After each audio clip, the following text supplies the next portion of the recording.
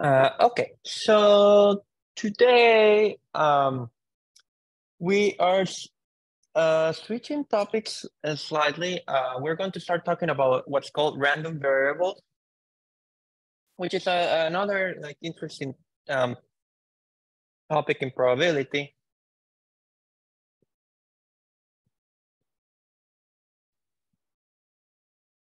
The terminology can be a little bit confusing, and part of what we have to do is kind of get used to, like, a little bit of the notation.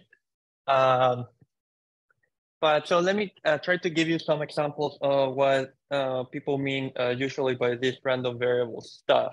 So usually, let's see. So like the way to think about a random variable,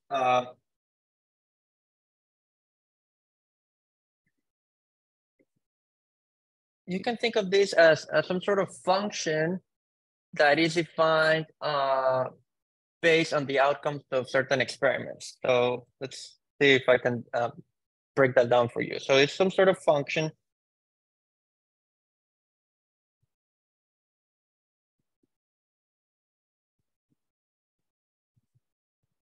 depending on the outcomes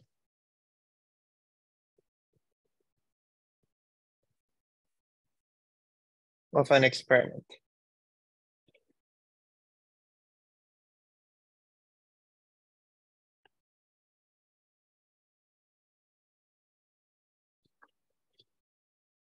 Okay, so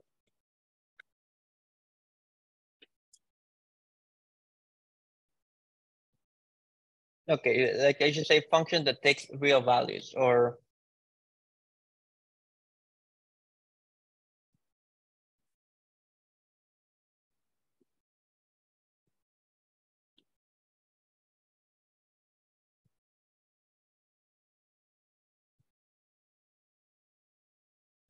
okay. So for example,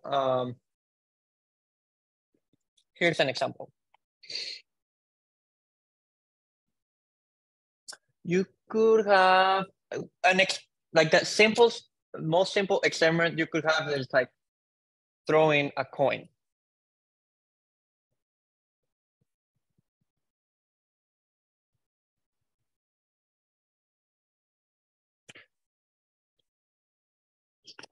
Okay.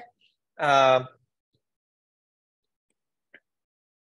so we know that the outcomes are typically called heads and tails, right?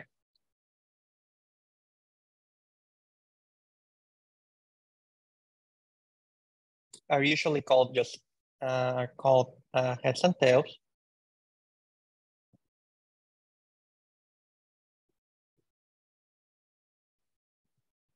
Okay, but for some, like it could be useful for you to keep track. Maybe you want to keep track of the heads, right? So one way to define a random variable in this case is that this is kind of like the notation. So like the outcomes are heads and tails. So let me do this. I mean, I don't know if this diagram would be useful, but okay, let me start like doing this notation, which is not the one that's typically used, but you could define a function, right? Which that's defined as like the value that it takes on heads, on getting with heads is 1, and the value that it takes on tails is 0. Okay, so that means that if your function is 1, that means that the coin landed on heads, and if the function is 0, that means that the function landed on tails. So there are like a couple of ways to think about it. I don't know if you like this notation, like this way to think about a function as a sort of diagram. But one way to think about, if you think about the function as some sort of diagram, then like what I'm saying is that if you feed the input cats to your function, then you're getting the number 1. And if you feed the input tail to your function, you're getting the number 0.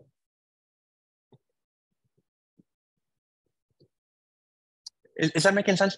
So in this case, like what you're calling the random variable is just this function that gives you 1 or 0. So in this case, like the random variable is like the function that is giving you 1 or 0.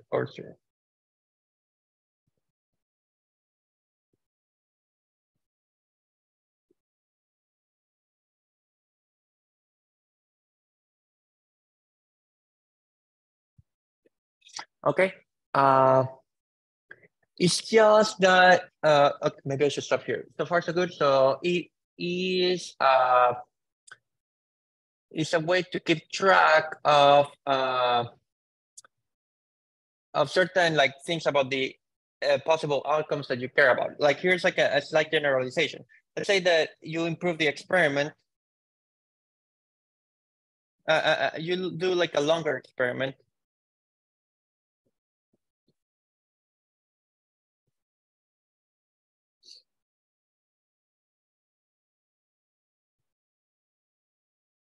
Where now you just throw 3 coins.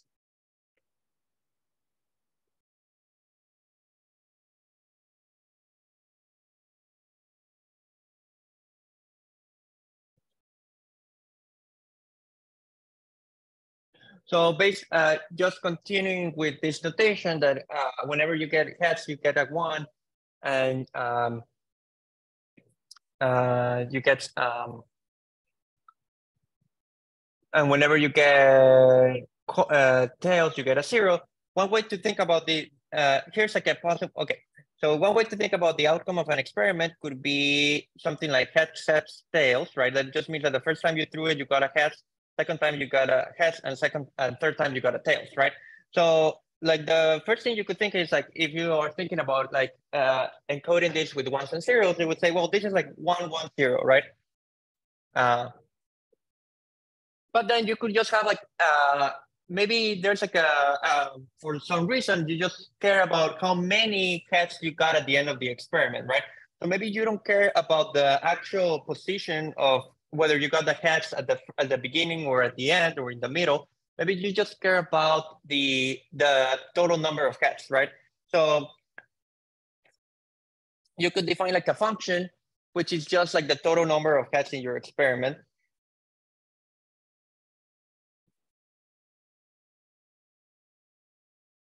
In a particular outcome.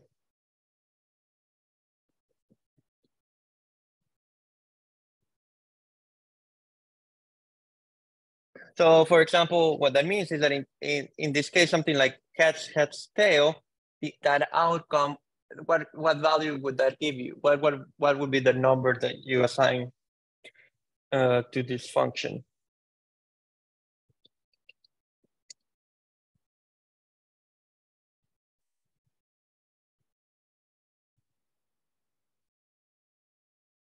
In this case, like since you're getting 2 heads, like these would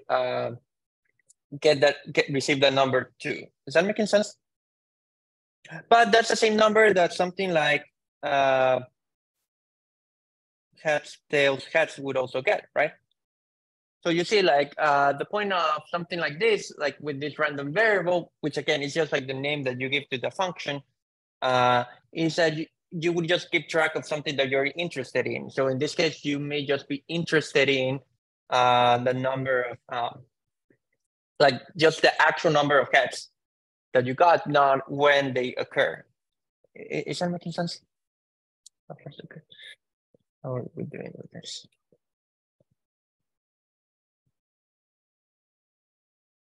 It's just that so it is kind of like how should I say it? Now you are looking, you have like the outcomes of an experiment or like something that you were trying to find the probability of, but maybe you only care about certain features of that experiment, and that's what you use like the random variable for, just to keep track of those features that you care about. Okay.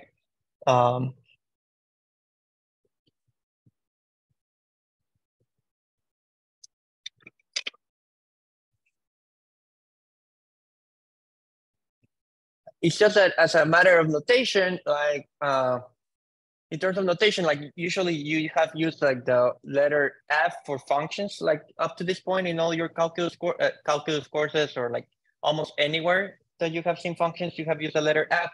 It's just that for some reason in probability theory, the letter that's used for functions is capital X or capital Y.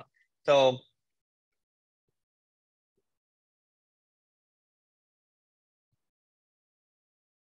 as a matter of notation, instead of using the letter F,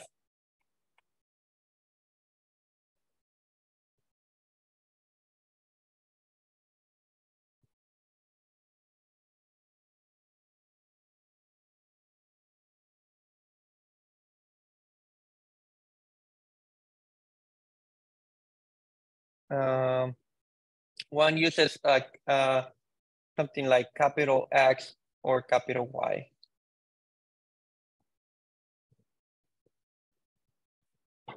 Okay, so for example, like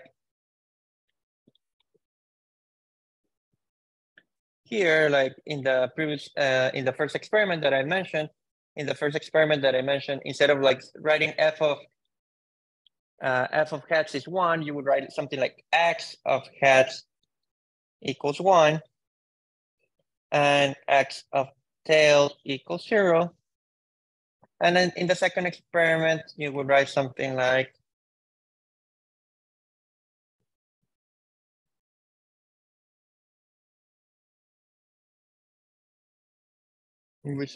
x of heads tails equals 2 and x of tails heads equals 2. Is that making sense?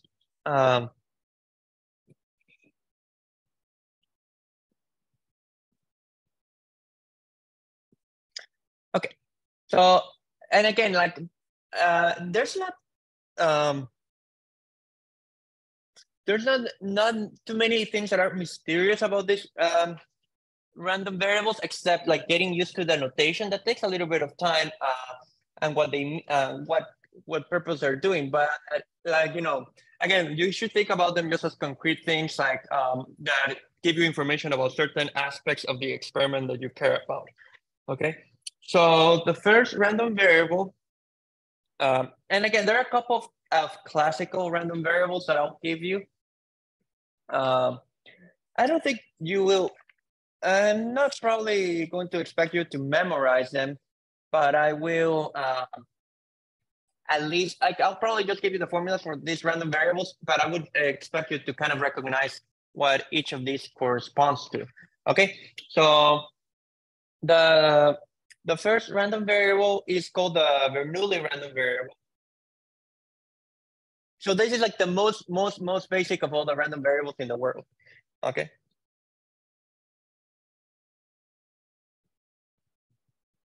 And you'll see why. So this is called like a Bernoulli.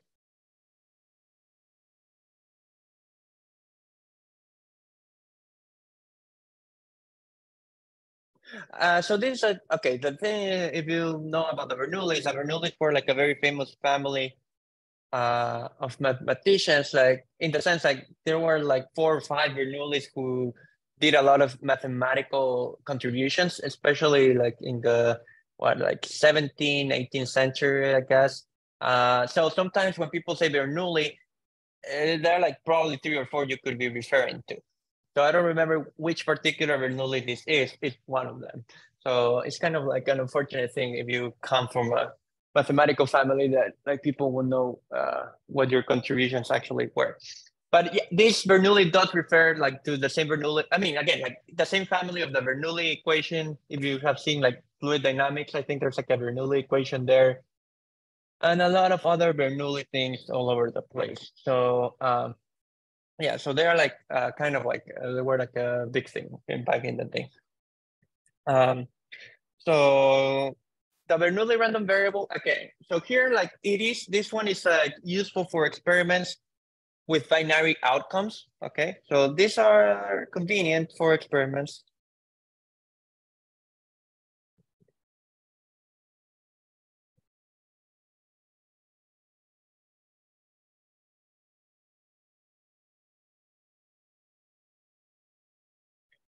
So what do we mean by binary outcomes? A binary outcome is something where like there are only two possibilities, right, for the outcome of the experiment. So these are experiments where there are only two choices, right?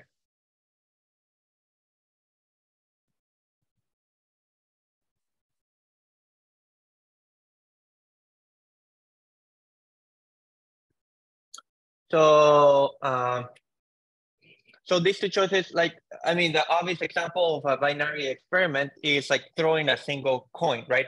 Throwing a single coin would be something that falls into the category of the Bernoulli random variable or the Bernoulli trial. So like throwing.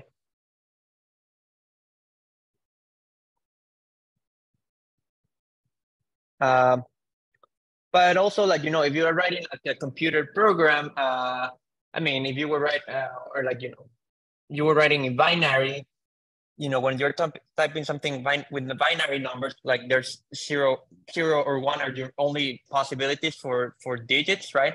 And so something like, you know, a single digit in binary is something that you could, like, you know, imagine that you're just typing at random 0, 1, 0, 1.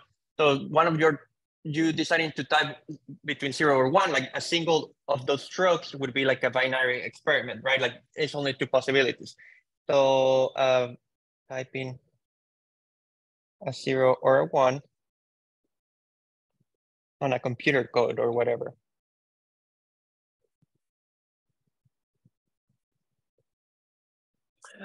Or even like something like a light switch, which can be turned on or off, right? Like a light switch would also be a binary experiment, right?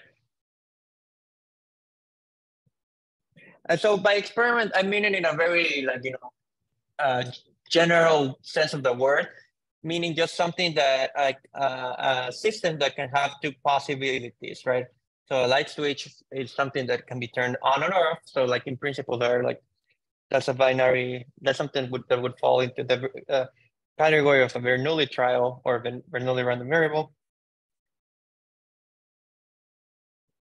Or in fact, like, you know, like questions with yes, no answers, right? Like that's kind of like a more um, type of general type of questions. So a question with a yes, no answer.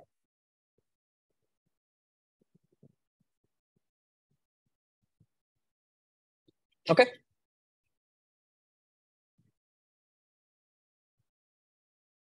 And the idea is like in all these problems, in all these potential experiments, since since there are only two outcomes, you can interpret one outcome more favorably than the other. Maybe you have a preferred outcome. So you think of one of these outcomes as a success, right? And so you think about it in more favorable terms. So you think of one of these outcomes as a success, and you assign like and you assign to that outcome the number 1. Okay. So think of the two outcomes. Think of these two outcomes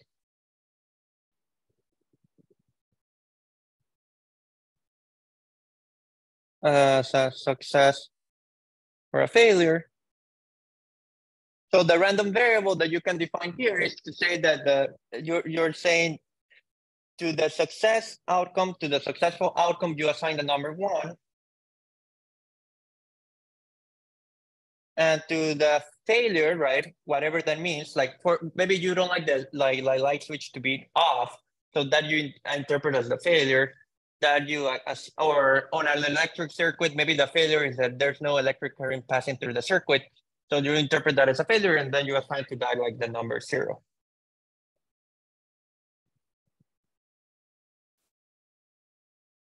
Is that making sense so far, so good? So again, like the Bernoulli random variable is just something that whatever outcome is viewed positively gets the number 1, and whatever outcome is viewed negatively gets the number 0, right?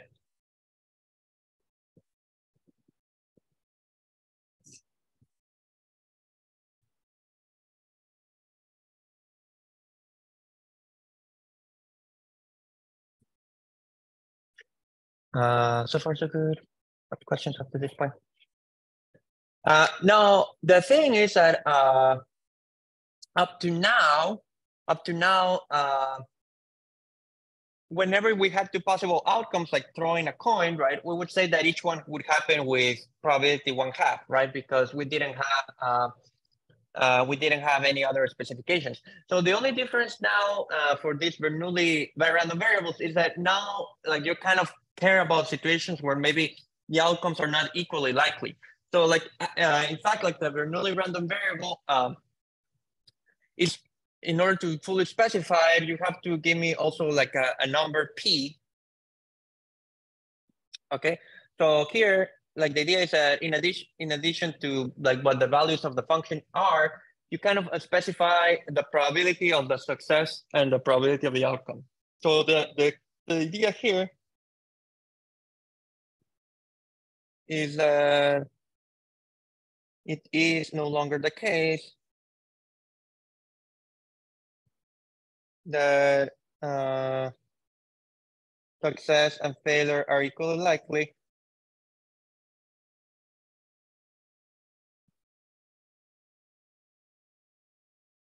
So you would like to say something that, here's how you would write this. Like, you would say that the probability that x equals 1, which means that the probability that you get a success, right? Because x equals 1 only happens when you are in the successful outcome. That will have probability p, right?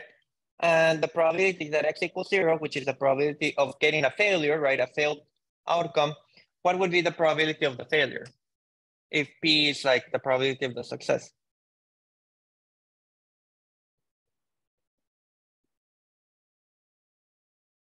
Good. It's 1 minus p because, like, there are only two possibilities because it's a binary option. So it's like kind of the complement, right? So we saw that the probability, if the probability of A is P, the probability of A complement is 1 minus P, right? So this would be 1 minus P, and that is usually, sometimes it's convenient to call this number Q. Okay, is that making sense? How are we doing? Again, I'm going very slowly just because it's we have to get used to building up some notation. So just to check, is this okay? So far, so good.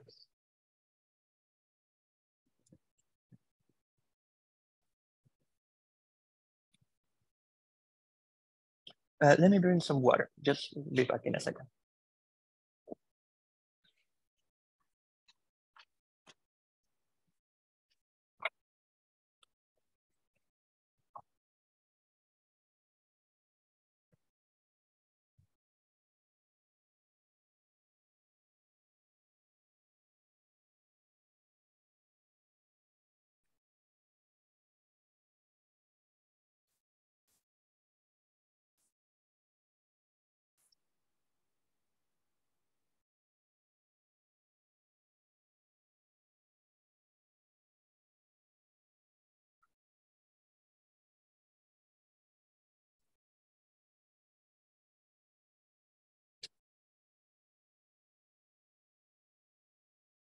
Okay.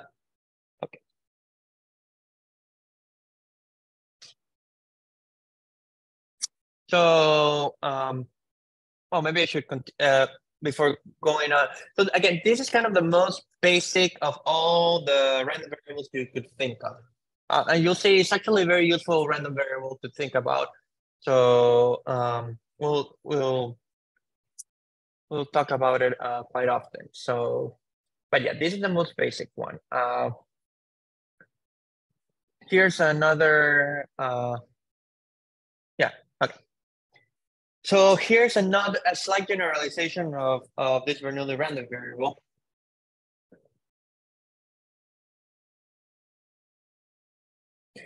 So, which is a binomial random variable. Oh, so sorry. So this should be called like Bernoulli random variable with parameter p. Maybe I should put it here. Because again, like, you kind of have to specify the number p. So now, kind of like the number had to be given to you. Otherwise, like, you wouldn't be able to write down this this function or this random variable. So a slight generalization of this is the Bernoulli random variable.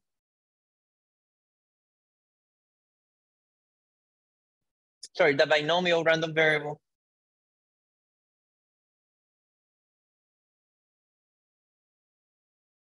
With parameters and p.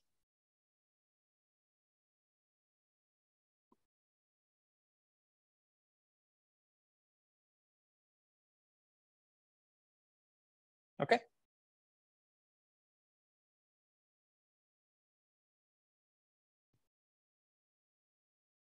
So this you could write as you could write this as ver p for Bernoulli.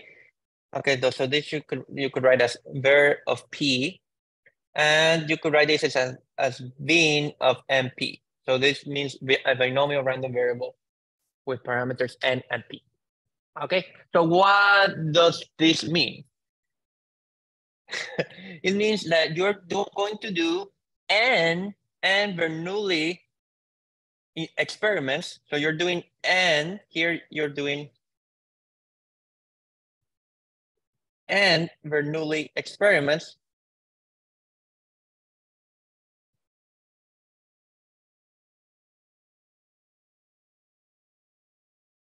of parameter p.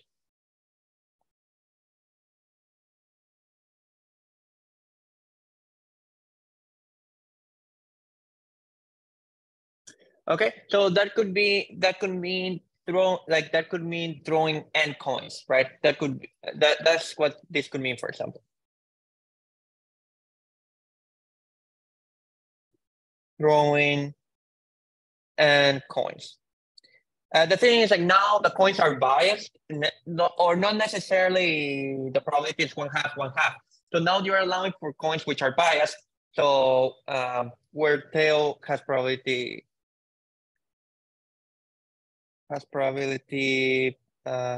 p.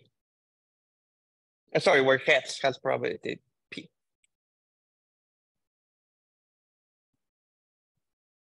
Okay. So again,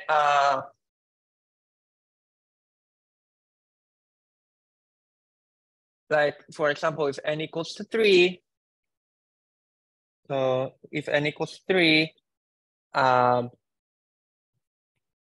here let's just do it for the case of coins. Maybe before doing this for the case of coins, it is very important to assume here that these experiments are independent of one another. So, and Bernoulli experiments, which are assumed independent.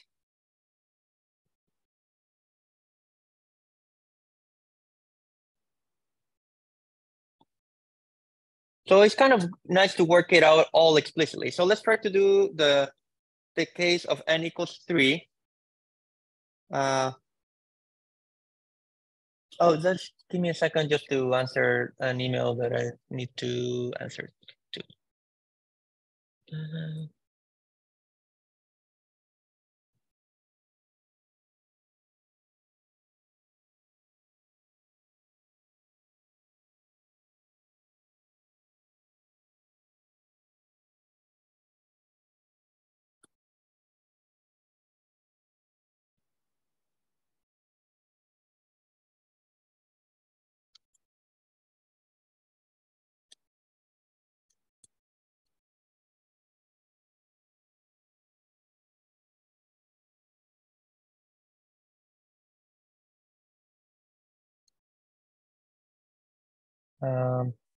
Okay, sorry about that. So just to go back to what I was saying, let's say you have n equals 3.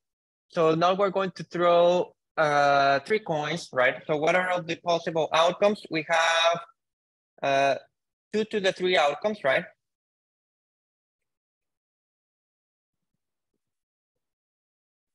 Which are heads, heads, heads, heads, heads, tails, heads, tails, tails. Then maybe we could do what? Heads, tails, head. Okay, and then let's see. So now we could do tails. Maybe I'm not placing them in the most efficient way. Tails, heads, tails, tails, tails, heads. And I'm sure I'm missing one out, which one am I missing? Tails, heads, heads. Is it the one that I'm missing?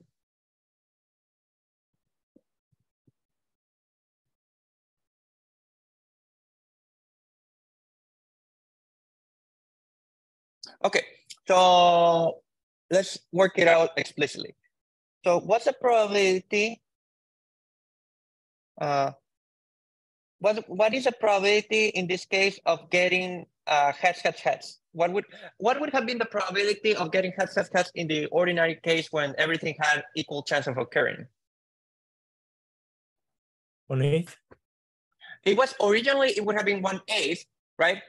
Because it would have been 1/2, 1/2, 1/2, right? But now getting heads has probabilities P, right? And the events are assumed to be independent. So what's the probability in this case? Is it P cubed? It is P cubed.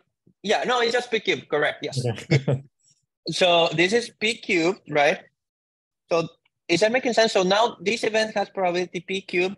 This one has P cubed. You can write 1 minus P, but it's better to write Q. If Q, you take it to be 1 minus P. That's less confusing. Then this one has probability P Q squared. This one has probability P squared Q, right? And then this one has probability Q cubed, right? Then this one has probability PQ squared. Then this one has probability PQ squared. And the last one has probability P squared Q. Is that making sense? Any questions about my calculations?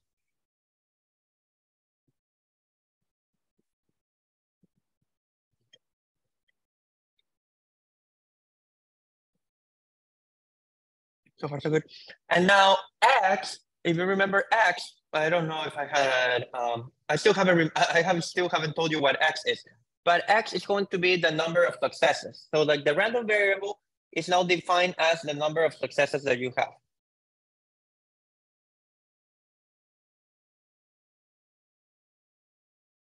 So,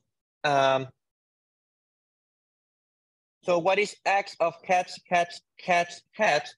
Well, that's how many successes we have here. Success for us was getting a heads, right? So the random variable will just give you number 3, right? What is here? Heads, heads, tail.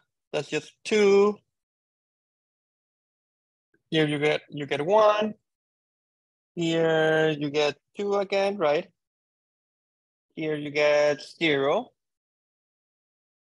Here you get what? You get 1 again, right? Here you get 1 again, and here you get what? How many you get? You get 2, right?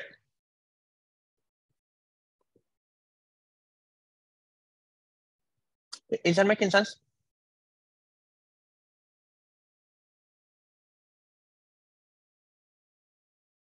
So far, so good. Now the thing is like since you're assigning numbers to the outcomes, right? Because you're counting the number of heads, like kind of the way I wrote the list is a bit messy because it makes more sense to kind of organize a list by ascending order of the value of X, right? So you could put like in the, like, you know, you kind of, what this is saying is that the values for X goes from 0 to 3. And that makes sense, right? Because if you're throwing the coin 3 times, the outcomes, like the number of heads can only go between 0 and 3, right? So you can put like the possible values of each of these, right? So when is it that you have 0? You only get 0 on in the tails situation, right? Which occur with probability Q cubed, right? When do you get 3? You only get 3 in the situation of what? In the heads situation, right? Which occur with probability P cubed, right? And when do you get 1? You get 1 in 3 cases, right? In HTT, THT, right? And TTH, and this one's the probabilities were PQ squared, PQ squared, right? And PQ squared. And this one, what do you get? You get, well, now it's two heads, so it's heads, tails, heads, tails, heads, tails, heads, right? And so these ones have probability P squared Q and P squared Q and what? P squared Q again, right? Is that making sense? So far so good.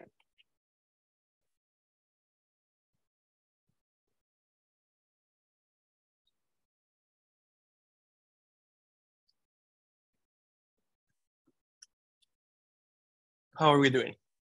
So this looks now a lot more organized, right? It looks like a better way to assemble the outcomes and the probabilities for each outcome, right? And the value that the function, which again is called the random variable, is taken on each of them. Is that making sense? So what you like to write in this something like this is that the probability that x equals 0, right? What's the probability that x equals 0? Is q cubed, right? Because there's only one event, one outcome where you have tails, tails, tails, right? And likewise, the probability that x equals 3 is what? Is p cubed.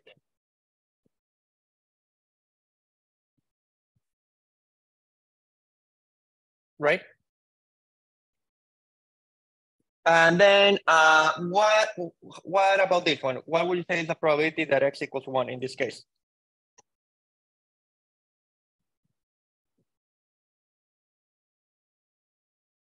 Just PQ squared? Yes and no. It definitely will have PQ squared. I agree with that. But how many outcomes contribute to PQ squared? I mean, how many outcomes are giving you PQ squared in this case? I think, yeah, Elijah might have said that at the 3. Right, it's 3 PQ squared. Another way to think about it is that these are disjoint events or disjoint outcomes. So the probability just adds. So in this case, it's 3 PQ squared, right? Is that making sense? Because there are 3 possibilities that gave you the same value for 1, right? And the probability that x equals 2 is kind of the same idea, is 3 p squared q. How about that? Is that okay with everyone? Oh, yeah, this is fine. Is that making sense?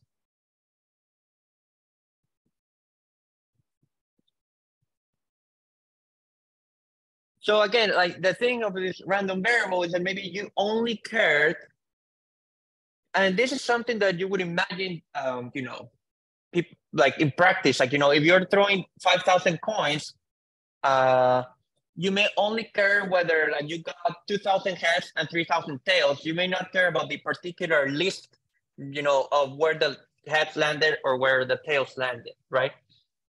So that's one case where, you know, you might care about, I mean, this is one possibility where you might just care about like that, like, you know, the number of heads or the number of tails. Is that making sense? Here's another like case where like this would be useful. Imagine that you have a box. Here's another example where you could like think about something like this. So you have a box with a wall between them, right? So it's kind of like a container.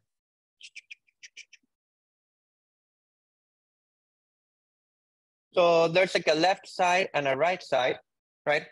And then this is actually what the sort of thing that you would do in thermodynamics. So you would have like, you could have like, of course, like in thermodynamics, you deal with like obscenely big numbers of particles. But you can think that you have 3 particles, right? So you have 3 particles, which is like our analog of the balls or the coins. And you have probability P of putting the particles on the left side. So each particle has probability P of being on the left side of the container, and probability Q of being on the right side of the container.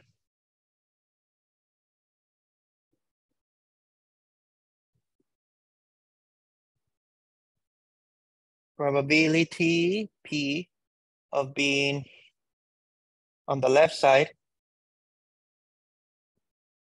and Q on being on the right side.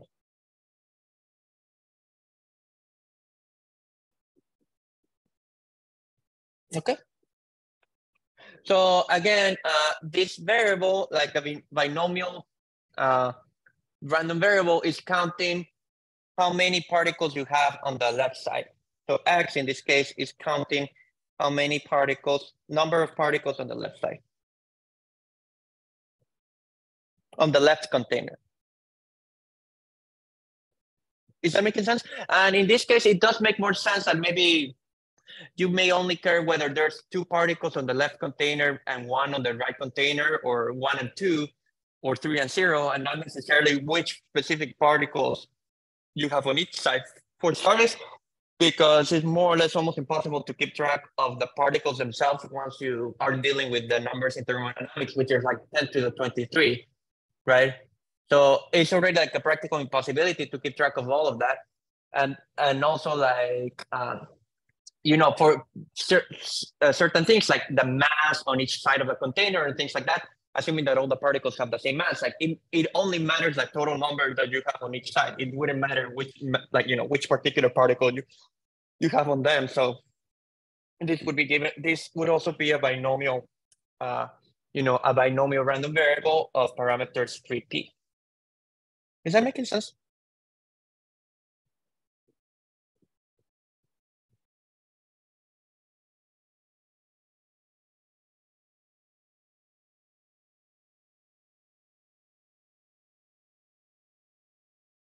So I'm just saying that it's not just like throwing coins that like can be modeled in this.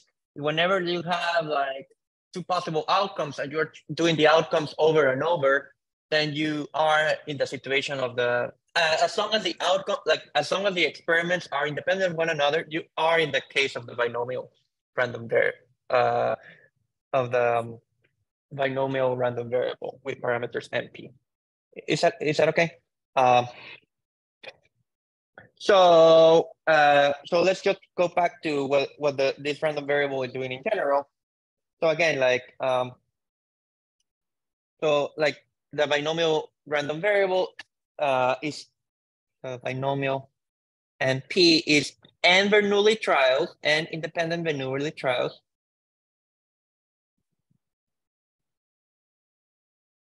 with parameter P.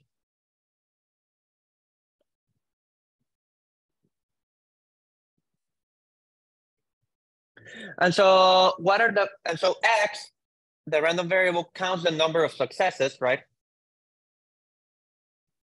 The number of successes in the n trials.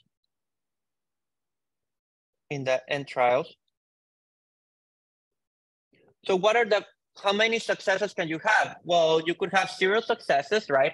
That's kind of like getting tails every single time. Or in this example, with the particles in the gas, it would be like all the particles are on the right container, on the right side of the container.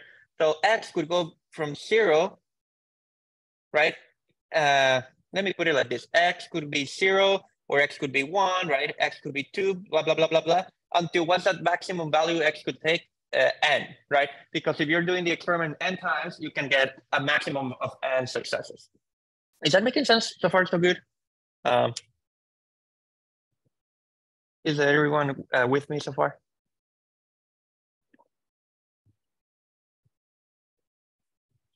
And then again, like a random variable is not just saying, or this functions, it's not just saying the values that it can take. It's also saying with what probability it will take those values. So the key thing that defines this as a binomial random variable is the probability that it takes a specific value. So for example, what's the probability that X will take the value I? So that means that there were I successes So here there are I successes. So just based on this pattern, like here, like, you know, here it was 1 success, here it was 2 successes, 3 successes, right? So what would you say, what happens when you have I successes? What should the probability be? Let's try to guess it out, work it out.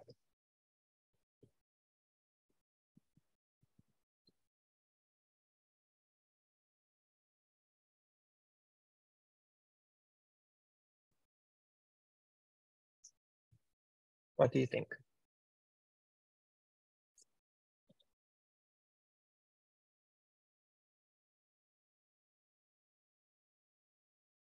Okay, P to the I should be there. Perfect. There should be a P to the I. I agree with that because that means that we got P once. Sorry, we got I times we got a 1 or I times we got a success, right? So there should be P to the I. But we're right. If you look at all these examples, like there were also factors of Q, right? How many factors of Q? Whatever compensates so that you get add up to N, right? So there should be a Q minus Q to the N minus I, right? And what's missing, right? It's not just that, because there are many outcomes, right, that could give you the same probability. Oh yeah, NCI. It's a fun way to write N chooses I. But yeah, you have to count in how many ways, right, of N numbers you could like choose like I of them that are successful, right? And that's N chooses I. Is that making sense? So that's the probability that you care about. So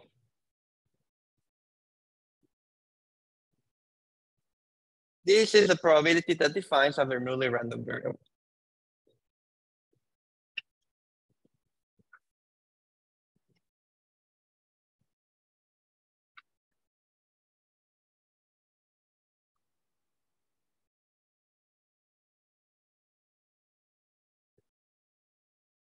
Is that okay? So far, so good. Again, I won't expect you, because I'm going to give you at least 2 more. I don't know how many more I will give you for now.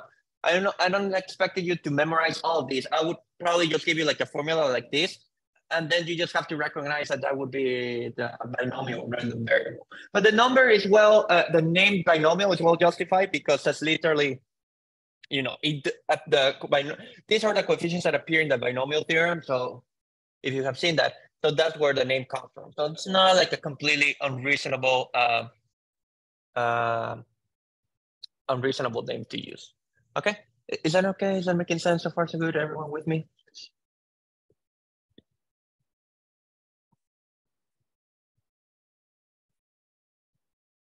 Okay, so well, let's maybe try to get as much as we can from this random variable before moving to something else. So let's take a quick 5-minute break, and when we come back, I'll tell you what the average value of these things are. Okay, so let's get to that in a second.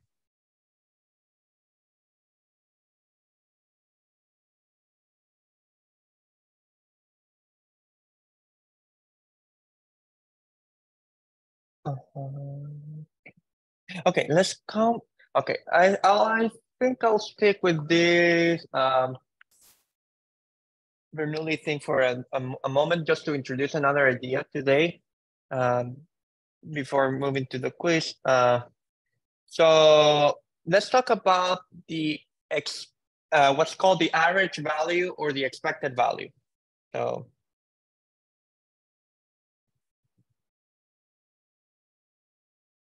well, this is now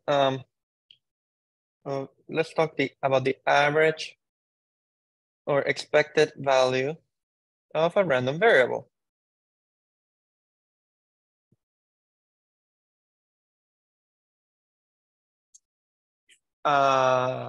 Okay. So thankfully, people have kind of intuitions about what an average value is because you use it all the time when computing grades, right? So let's say like you could have like a very, like, just to make the numbers easy, right? Let's say you have like, which is not that doesn't correspond to how the grades distributions are in our class, but let's say you could have like a class where, like, you know, there's like just one midterm, which is worth 25% of the grade, but it's better to think about it as 0.25 in this case. There's a final that is what? Let's do it like just 50%, just again to put easy numbers, or 0.5. And let's say you had like classwork equal to, I mean, it has to be the remaining stuff, right? Sorry, this was originally the midterm. And then the classwork would be like, just by default, it would be everything else. So it would be 25% or 0.25, right? So if I told you that, you know, that your grades on each of these rubrics is like what? Let's do numbers where I can multiply. Let's say this is like, well, let's say also that just to make it easier, like right, like I could say something like, what's the average value? Okay, let's, yeah,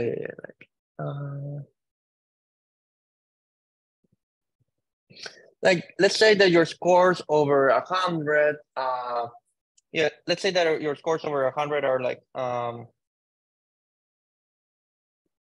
40, well, let's give you a better midterm score. 80,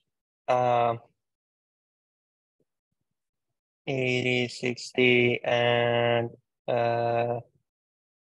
you got 100 on the classwork. Okay, each of these rubrics based off over 100. Okay, so you could ask, well, how many points have you, like, do you actually have, right, based on the classwork? So you would say, well, these 80 points, you know, count with 25%, right? Then the final counts like as 60% of the grade, and then the classwork counts as 100%. Sorry, you have 100 points on classwork, which counts as 25%. And so kind of what you would say, you know, is that your average on this class, right, would be what was 80 times 25, that's 20, right? So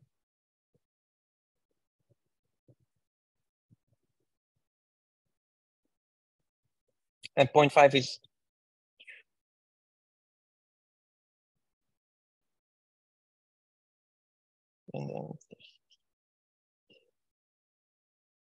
is that making sense? So that's what you would say is like the average on the class, right?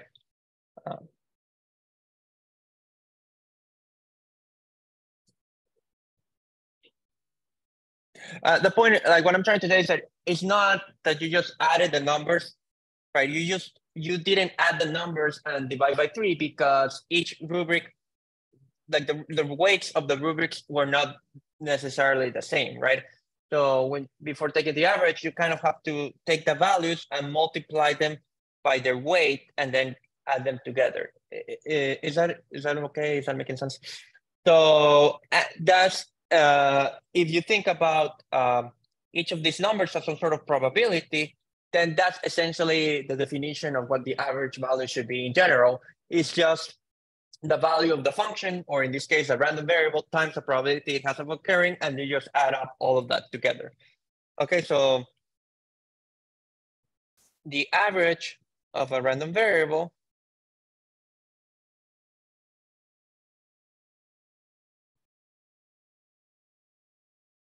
is just the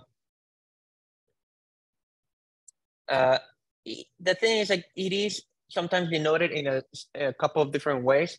So this is kind of like the notation you would see in the book. That's called the expected value. You could also call it, I mean, there are so many notations. I guess I would just stick to the one on the book. But it could be called X average. Sometimes it's also called like this. Sometimes it's also called like this. Like, there's so many different names for this. But it's just, the formula is very easy. It's just it is a sum, right,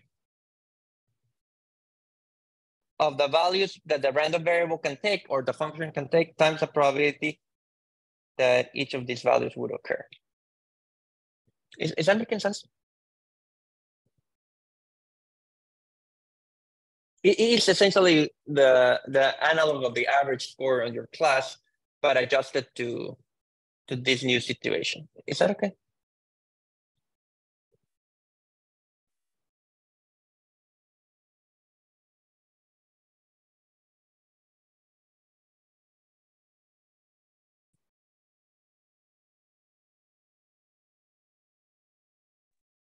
Yeah, no problem.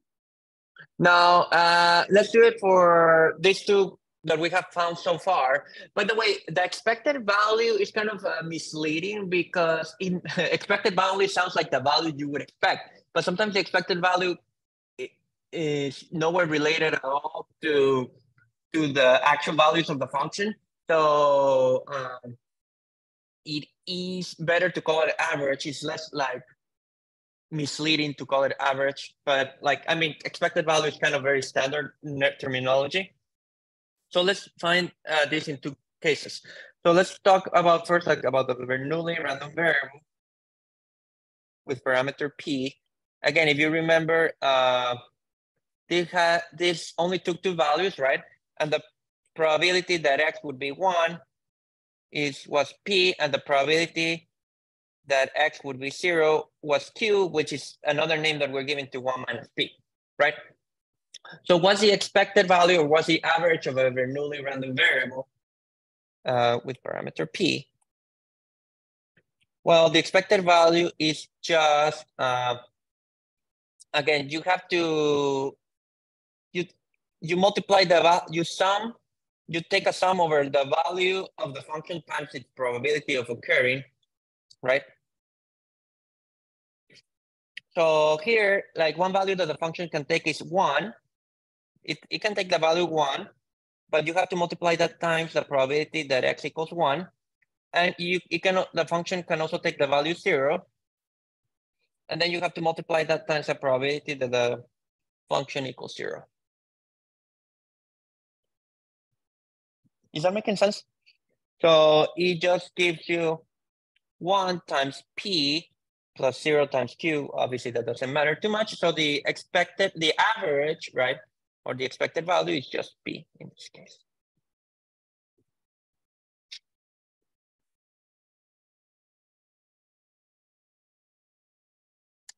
Is that making sense? So that's what the Bernoulli random variable would give you in this situation. That's the average value of the Bernoulli random variable.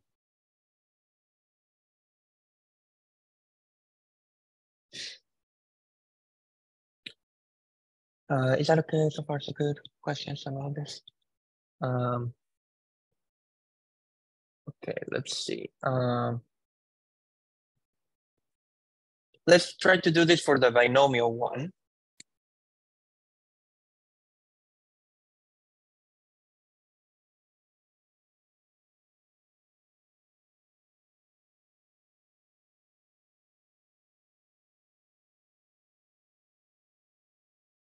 So again, that means that you're doing n Bernoulli trials. Each of each Bernoulli experiments can have a success with probability P. Okay. So X had values that went from 0 to n, right? Those were the values for X. X could have 0 successes, 1 success, 2 successes, etc., etc.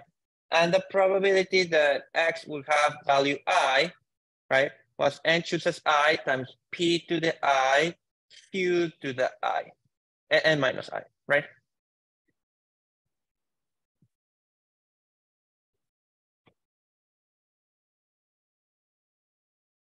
So we want to, okay, so it's kind of like, we can make it more concretely in this case that we have seen before, like in this particular example with 3 coins, right?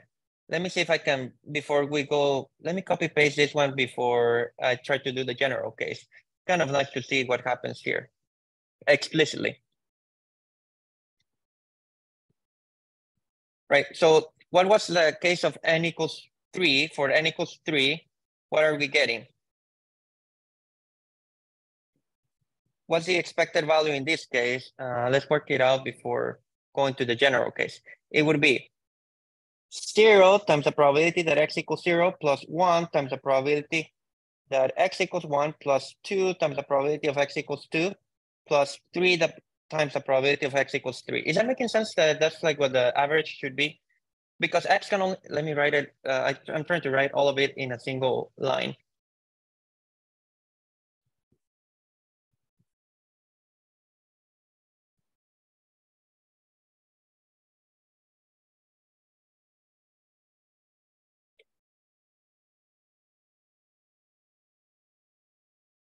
Is that making sense that that would be the average value? Because again, like the values are just 0, 1, 2, or 3, and each one happens with these weights or these probabilities, right? So that should be the formula for the average value.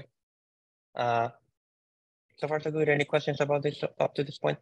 And then, well, thankfully you can ignore this one because it's being multiplied by 0.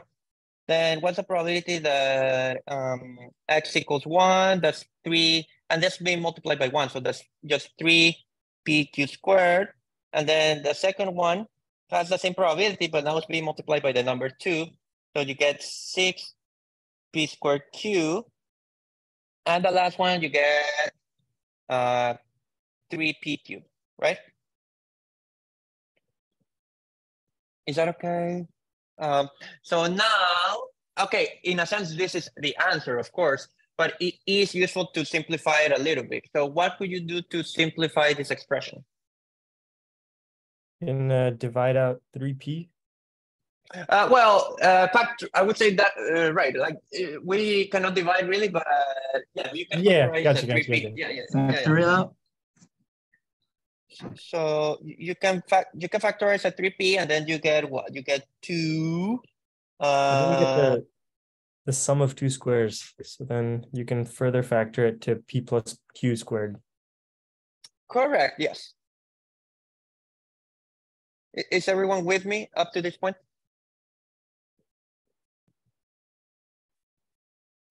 Yeah. But what is p plus q? P plus q is 1, right? Because q is just 1 minus p. So you actually get 3. And you see again the binomial appearing, the binomial theorem appearing. So that's, again, kind of makes sense why this random variable is q, is called the binomial random variable. So on average, like the value that this function takes is 3 times p, which makes sense. Okay, so if you were to do n Bernoulli trials, right, n instead of 3, yeah, exactly, you should expect n times p. So let's just try to check that. I'm going to do it in a way that's really cute. There are other ways to do it, but I like this elegant one because it just uses a little bit of partial derivatives. So this is like, what's the general case? There are other ways to do this, but so the general case, the expected value would be the sum from I equals 0 to n, right, of ni times, sorry, the value is I, okay, let me write it like this, I times the probability that x equals I. So it is just the sum from I equals 0 to n of I. What's this probability? Ni p to the I q to the n minus I. Right? I'm just rewriting what this meant, right? I'm just plugging this back in here. Is that okay? Okay. So what do we see here? That it actually, this sum, right? This sum actually, it starts at I equals 0 because I equals 0 was one of the values the function could take. But actually, you can start the sum at I equals 1 because like you're multiplying this by I, right? So this sum can actually start at I equals 1. So let me change that color to indicate the only difference that I'm doing here. Is that making sense? So because like I equals 0 always kills it. Like we have done this twice already. So you can do that. Is that okay?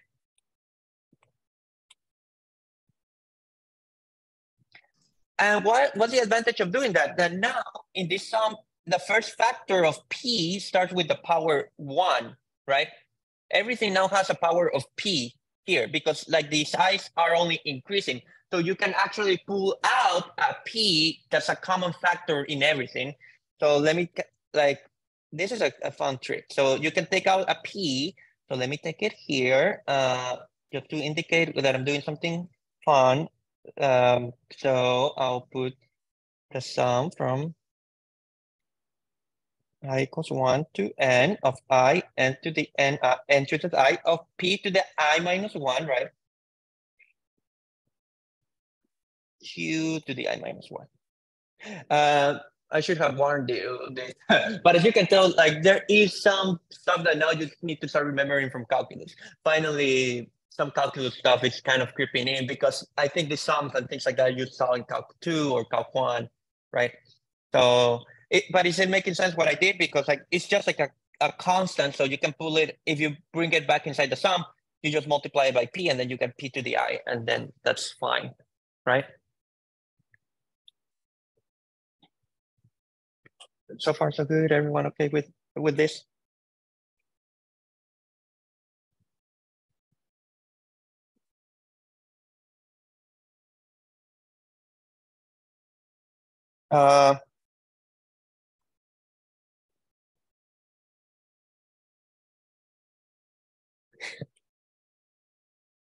Let's see how I want to write this.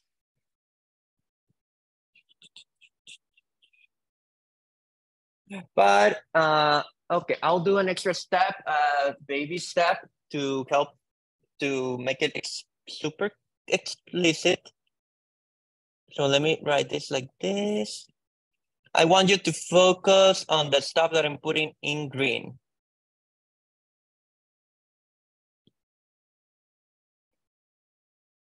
So here again, this is just a bunch of numbers being multiplied, so you can rearrange them, right? So I just moved the n chooses I coefficient to the front, and I'm putting I with p to the I minus 1 together, just to indicate that I want to think of them as a single quantity, okay?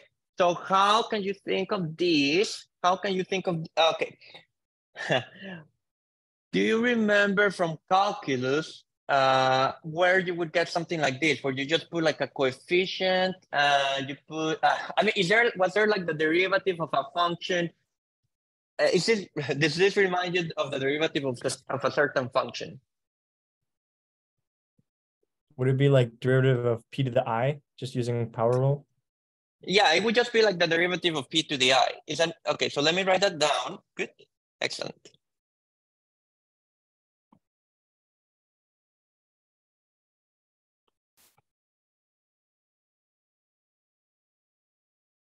And because I want to, like, I mean, I hear kind of psychologically thinking of P and Q kind of as different variables. So I'm going to put it as a partial derivative so that I don't do anything crazy later on. Okay. Right, so if you do the partial, does everyone remember partial derivatives? Hopefully, I think multivariables are prerequisites for this course, right? So if you do the partial derivative, I mean, here it's kind of like an overkill because it's only one variable. But if you do the partial derivative, if you want, you can put it inside. You can put this. You could put it like you could put this inside, but I mean, doesn't matter too much for now. If you do the derivative of this with respect to p, the exponent comes down, and then the this drops by 1. Is that making sense? But wouldn't there be a constant? Well, it's that I'm not. I mean, it is true that the integral. It's true that the integral of this is this plus a constant, right? But what I'm saying is that it like you can think about going from the last line to the previous one. I'm just saying if you take the derivative, this is kind of like x to the n, right? Or x to the I. Like what was the derivative with respect to x of x to the I? Well, the exponent comes down and the new exponent is decreased by 1, right? So there is true that if you add it, you could add an, I mean, it's true that you could add a constant here, and you would still get this, but I mean, I'm just giving you one that works. I'm not giving you here. I mean, this is a trick, so you have to be astute about how to use it. So, but yeah, it's true that you could put like a plus constant in general, but I want something that is useful for what I'm about to do. Is that making sense? So I'm just Yeah. claiming that if you took the derivative of this, you got this. And now we're almost done. Like everything else doesn't depend on P. And so I'll put why, like you could say, well, but isn't Q 1 minus P? Yeah, but now we're thinking about Q and P as separate variables. It's kind of that's kind of why this is a trick, right? You have to be careful here when you manipulate these things. But everything is more or less fine the way I'm doing it. But so it is just more. It's kind of like this thing in calculus where, you know, if you differentiate, you have to do it. If you have a relationship between variables, you have to differentiate first before using the relationship between the variables. Otherwise, everything is messed up. So that's kind of what's happening in this case. So you can take the partial derivative outside the sum.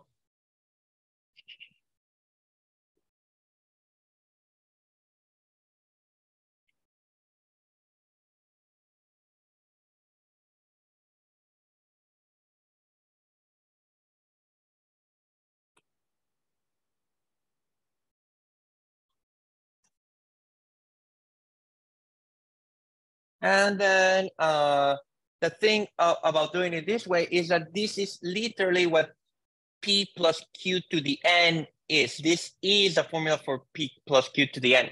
I mean, not that you have to remember it, that's the binomial theorem.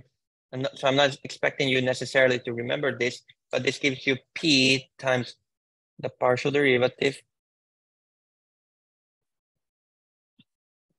of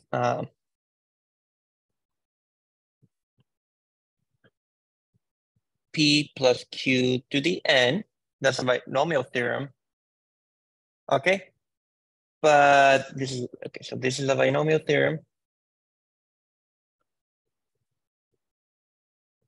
Oh, sorry, this should be little n. And then what's the derivative again? Like the exponent comes down and then everything decreases by 1.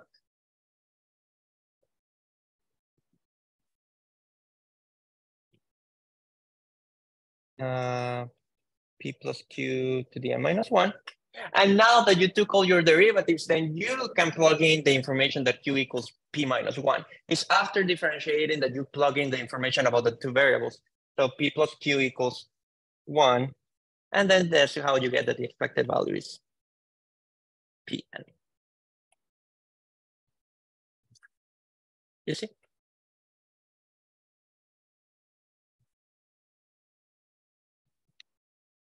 Isn't that fun? I mean, of course, you don't have to do it this way. You don't need anything about partial derivatives to find that the expected value or the average should be P times N. But I find it's like a very elegant way. And it's very nice to kind of get used to. I mean, it is nice to get used to this sort of computations. Because, for example, when we computed it for n equals 3, if you notice, like I never had to use anything with partial derivatives. So there are proofs of this formula that do not require partial derivatives at all. But I just think it's like a very nice way to do it. So that's why I like it. This is kind of more like how physicists approach the problem. So if you open a book on statistical mechanics, this is the sort of derivation that they like to use, or a book on thermodynamics. That's kind of like the difference between the physicist and mathematician. Sometimes the physicists will come up with ways which are a little bit more clever than the proof that a mathematician will give you, which is completely rigorous and 100. This one kind of like, you know, I mean, it's more or less okay, but it's kind of does have like an interesting feeling to it because you kind of pretend that the variables P and Q are independent of one another, and then you use the information that they're actually independent. So it's kind of like, you know, it does have like some, it is more like what you would call like a heuristic argument, but it, you know, usually many things, if you try to understand it that way, then yeah, you can come up with a proof which is more rigorous. it's just like a little bit more tedious to do. But this one gives you some insight that sometimes like I mean, it's just, I mean, yes, but it's just like, I haven't been careful. Like, okay. So the thing is like I wasn't too careful about this expression, like, because like strictly speaking, then you would need to define this as a function of two variables, right? So first you define it as a function of two variables in terms of P and Q. Once you do that, then yeah, once you take the partial derivative and everything like that, it is correct. I mean, I only use this until the very end, right? So up to this, like, this is fine. So yeah, it's just that at the end you have to use the information that P plus Q equals 1, right? So it is a rigorous proof. It's just like that my notation is kind of not too clear about, like, you know, what's being considered independent of what. So like, yeah, if you wanted to do this like a little bit better, you would write this expression as a function of two variables. And then as a function of two variables, you would show that this expression equals this, and then in the case of P plus Q equals 1, then you do get this. So it is rigorous, I guess, but definitely it would require a little bit more of writing details for a mathematician to be 100% satisfied with this proof. But it is like I mean, yeah, I would say it can be perfected so that it's rigorous, yeah. But it's like a very clever proof, so that's why I like it. So it's just like, yeah, it would require you to do some notational stuff first to make it perfect. Is that making sense?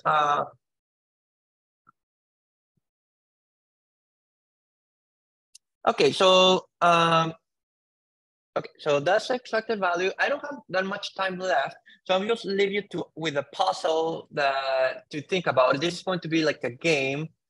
And then we'll start discussing it throughout this week. Okay. So here's a puzzle, like food for thought, like how people sometimes like to say.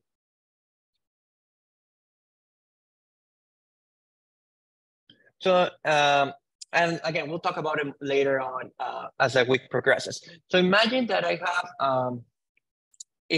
have like a room, right? And I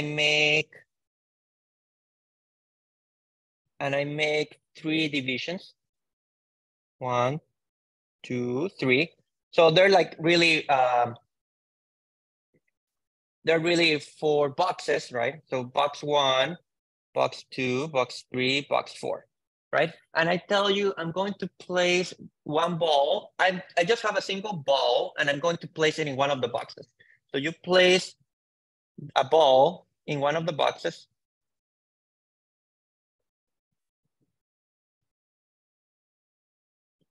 Place a ball in one of the boxes, and I don't know where, right?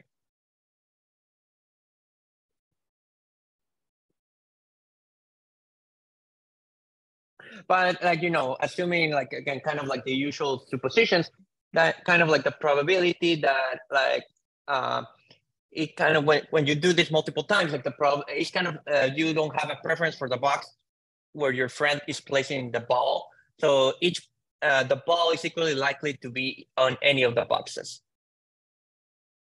Ball is equally likely to be any of the boxes. Okay, so the question, the game would be how many. Here's the game. How many yes or no questions do you have to ask in order to determine where the ball is? So let's say for pictorial purposes that I'm placing the ball in number 2. So here's the nature of the game. Find out how many yes, no questions do you need to ask in order to find where the ball is located.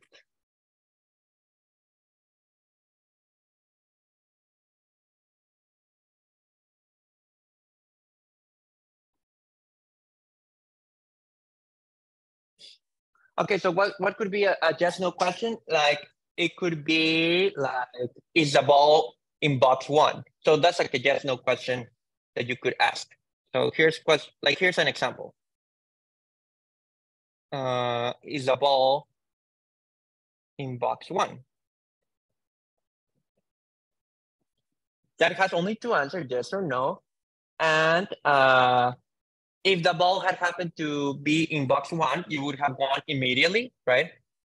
But in this example where I'm putting it in box 2, right? You wouldn't win at the first time, right? If you ask that question, but then like maybe on the second question you would ask if like in the ball, if is the ball in box 2, and then on the second step, you would win the game, right? So in this strategy, the way I'm presenting this strategy, one person could be just asking, well, is the ball in box 1? Yes, no. Is the ball in, after knowing that, you ask, is the ball in box 2? Yes, no.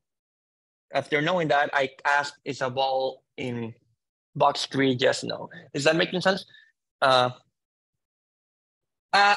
yes, that's another yes, no question you could ask. Good. So here's another, right, that's a good example of a yes, no question to ask. Okay, right. So you could ask, is the ball to the right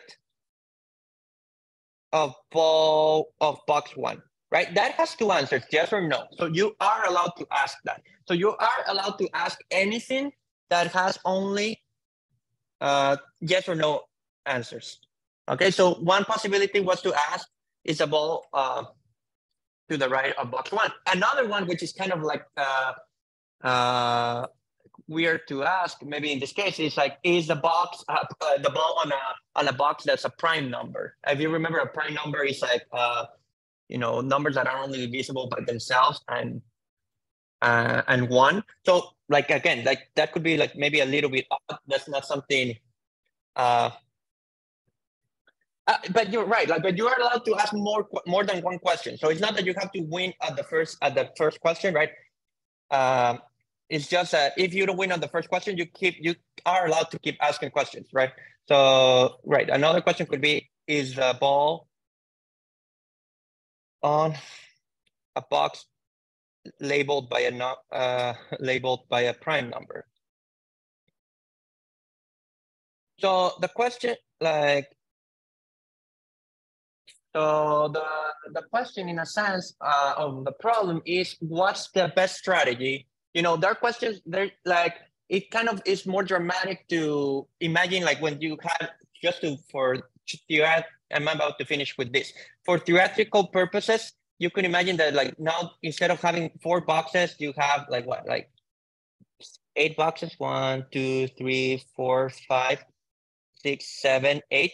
So if you had 8 boxes, maybe it's not so smart to ask, is a ball on box 1? Is a ball on box 2? Is a ball on box 3? There could be better yes, no questions to ask, right?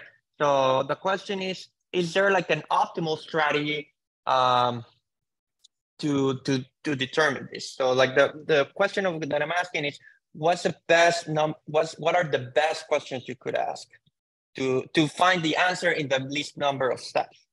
I had an interesting thought actually, as you said this. So I started taking this like computer science course this summer, and it reminded me of like a binary search tree. So you can like go into the middle, go on the left, break it into half each time, something like that. Right.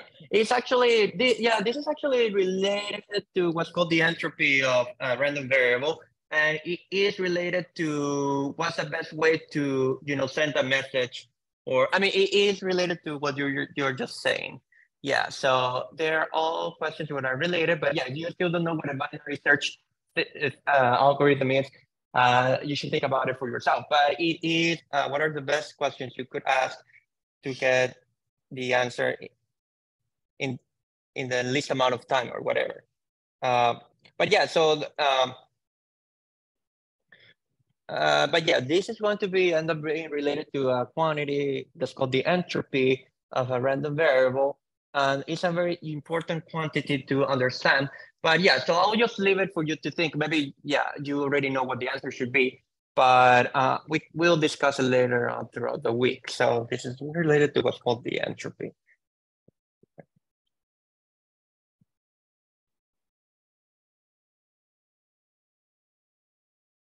Of a random variable, which is kind of like the minimum number of bits needed to describe a random variable, more or less. Bits in the same way as, like, you know, when you store a file and it's in bits or megabits or gigabits or whatever. So it's related to the minimum number of bits.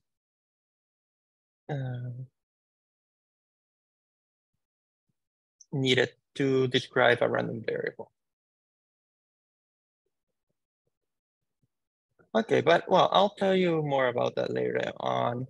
So, but I think it's a fun game. So just try to think about it for like boxes which are not necessarily 4 boxes, more like 8 or 12 or so, like, you know, some bigger numbers, what the right strategy should be. So, but yeah, it's more like for now entertainment. So let's just, yeah, so if you want, I think it's a good place to end. So yeah, you should now be able to take the quiz. And as always, just upload their solutions to the Grayscope site. So I'll see you on Wednesday if that sounds good. Have a good one, Professor. Thank you. You too. You too. Bye. Thank you, Professor. Bye. Bye. Thank you. Bye. See you. See you.